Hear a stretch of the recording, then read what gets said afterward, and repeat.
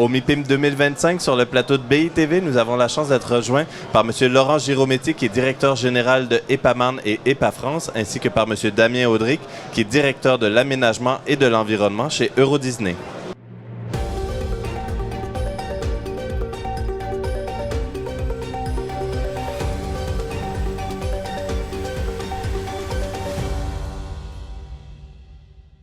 Messieurs, merci d'être avec nous sur le plateau de BITV. Merci de votre invitation. Bonsoir. À l'occasion du MIPIM 2025, vous présentez une nouvelle phase dans le développement du quartier du secteur Val d'Europe, une phase 2025-2040. Peut-être pour commencer à en parler, quelle vision urbanistique et quelle évolution vous projetez sur cette nouvelle phase? Et puis évidemment, de où vous partez pour savoir vers où vous allez? Alors il faut savoir que le Val d'Europe se construit sur le long terme. Donc on est sur un aménagement de long terme et ce qui va se passer entre 2025 et 2040, c'est la suite de tout ce qui s'est passé jusqu'ici et qui s'adapte au fur et à mesure. Vraiment, le Val d'Europe, c'est une conception initiale et puis ensuite, c'est en effet une réalisation qui s'étend sur le temps long. Donc les projets qui vont être développés dans la période qui s'ouvre sont en fait dans une continuité. Et donc il y a des secteurs qui n'ont pas encore été développés au sein du Val d'Europe qui vont pouvoir l'être. Et puis il y a des continuités, donc des secteurs qui ont déjà commencé à se développer et dont le développement va s'achever dans cette phase de 2025 à 2040. On est sur un schéma d'ensemble qui a été posé du début, avec une identité assez forte, définie par Disney et en collaboration avec l'EPA. Tout un schéma à large échelle qui s'appuie sur une structure paysagère, par exemple, qui est assez forte, sur une structure de bassin existant, et puis sur des quartiers qui sont définis et qui vont comme ça se développer les uns après les autres et se terminer. Donc c'est vraiment dans ce travail-là de long terme qu'on se positionne. D'accord. Je pense qu'on peut aussi rappeler que le Val d'Europe, c'est avant tout aussi l'alliance entre comment on développe une destination touristique de masse, puisque Euro Disney et Disneyland Paris est la première destination touristique d'Europe, et une ville urbaine avec une croissance forte, aussi bien sur l'habitat que sur l'emploi, et comment on allie les deux, et dans le temps, puisque les parcs continuent à se développer, la ville continue à se développer, comme disait Laurent, on a d'autres quartiers qui se développent toujours dans cette même structuration de vision, mais l'idée est toujours de maintenir cette alliance et qu'on reste avec un territoire attractif, pour des entreprises, pas seulement touristiques, pour qu'on ait aussi une accessibilité et des infrastructures qui permettent d'alimenter dans le temps tout ce développement et cette alliance, cette combinaison qui est assez exceptionnelle en Europe. D'accord. Et justement, vous parlez travailler autant qu'habiter au sein d'un quartier mixte. J'ai envie de parler un peu de l'offre immobilière qui est prévue dans cette nouvelle phase. J'ai noté 112 000 m² de bureaux, 90 000 m² de commerce. Pouvez-vous nous en dire un petit peu plus sur l'offre immobilière qui est projetée dans le cadre de la phase 2025-2040?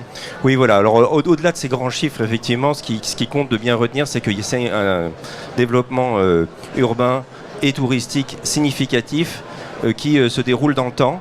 On est dans les alentours de 400-500 logements an, entre 6 000 et 8 000 m² de bureaux par an, 4-5 hectares d'activité par an, etc.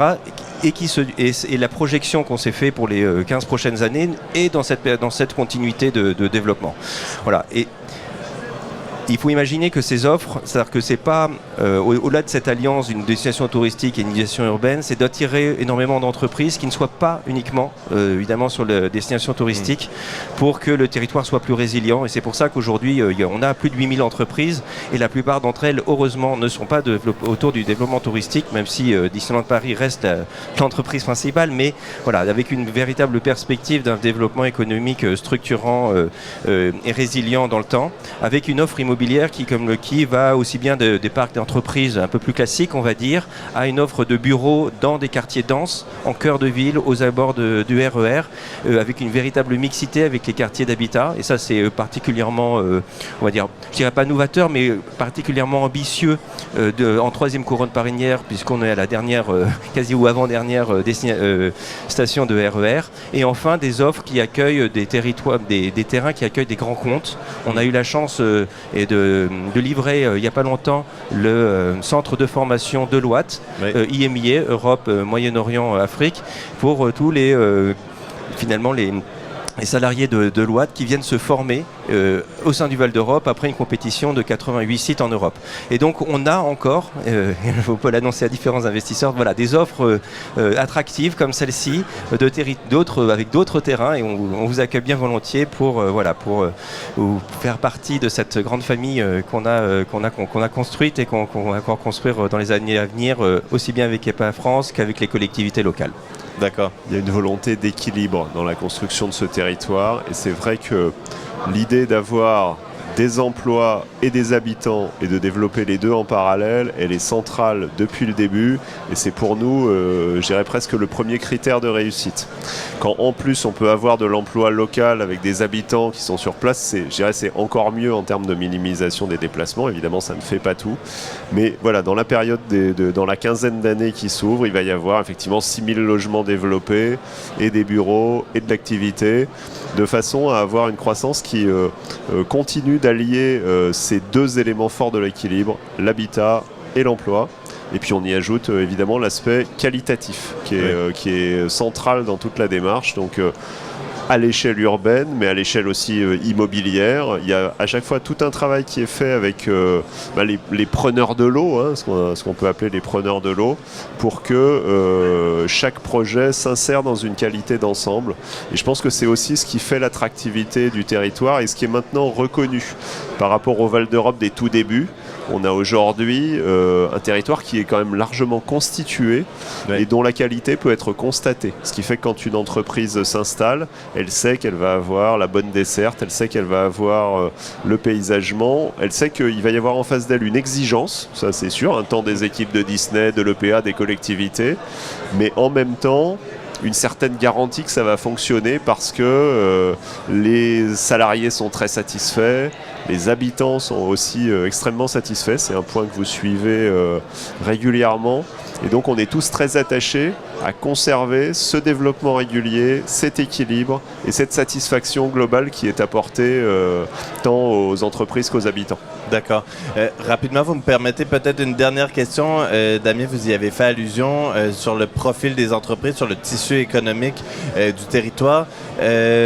Comment justement a évolué ce tissu? Vous parlez de peut-être davantage de diversification. Comment vous le voyez évoluer dans les années qui viennent au fur et à mesure que cette nouvelle offre immobilière va venir se développer sur le territoire de Val d'Europe?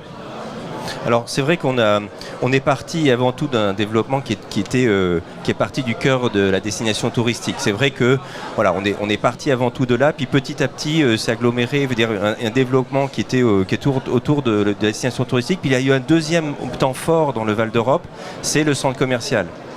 Qui était développé en partenariat avec Clépierre, qui est venu au cœur de la ville. Il faut se rendre compte qu'on a profité aussi pour l'ensemble du territoire d'un développement commercial au cœur de ville. C'était pas évident d'imaginer un centre commercial comme ça au milieu des champs et vraiment au cœur de la ville. Il a été entouré urbainement. Ouais. On est accueilli à travers 2 places urbaines pour y rentrer. Et en fait, ça a offert une dynamique commerciale notamment. C'est-à-dire qu'aujourd'hui, quand les habitants arrivent, ils ont déjà la boutique de la boulangerie où ils ont déjà leur commerce de proximité, alors que souvent dans un quartier, souvent en 3e couronne, ça arrive 5, 10, 15 ans plus tard, ce qui est un peu lointain. Ouais. Et là, c'est cette dynamique et c'est cette offre-là qui donne une véritable force au territoire. Alors si on revient un peu sur le développement économique, c'est vrai que, je disais, d'abord autour de la destination touristique, puis la destination commerciale qui était un deuxième cœur battant du Val d'Europe. Et aujourd'hui, vient nous accueillir, je pense qu'on est arrivé à un début de maturation où au-delà de PME, PMI qui se sont construites au fur et à mesure, qui venaient aussi parce que l'accessibilité était très bonne, il y a aussi un hub TGV qui vous relie à l'ensemble de l'Europe et des grandes villes de France, c'était que ça devenait un territoire véritablement accueillant.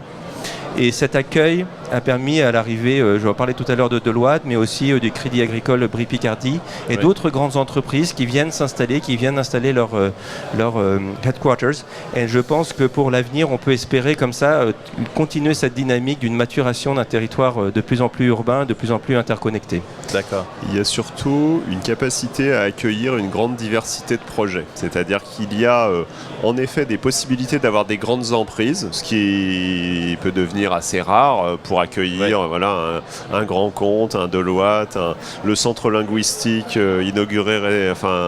lancé récemment, par exemple, en est un bon exemple. Mais il y a aussi de la place pour des projets plus petits et aussi pour ce qu'on peut constater aujourd'hui, alors à l'échelle du Val d'Europe, mais même à l'échelle un peu plus large de Marne-la-Vallée. Vous savez qu'Epamarne et EPAFRANCE s'occupent d'eux. C'est qu'il y a un parcours résidentiel de l'entreprise. Vous avez la capacité d'accueillir des entreprises à un moment. Elles vont être dans le parc existant, dans leur création, et puis à un moment, elles vont se développer, elles vont grandir, elles vont avoir des besoins successifs.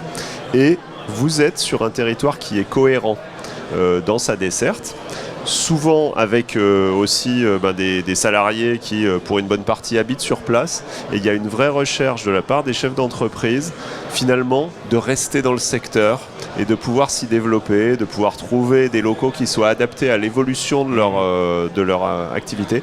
Et ce que propose le Val d'Europe et ce que propose Marne-la-Vallée d'une manière plus générale, c'est cette faculté d'évoluer sur le territoire et de s'y ancrer, qui est très très appréciée, évidemment des entreprises, mais aussi des collectivités. Donc ça, c'est aussi un autre élément fort, un peu ce suivi. Et assez régulièrement, on est amené, en effet, à échanger sur des possibilités et, quelque part, à jouer collectif sur un territoire qui est défini par sa desserte et par son aménagement d'ensemble et sur lequel il est vraiment possible d'avoir un parcours. Ça, c'est un truc qui est important pour les chefs d'entreprise.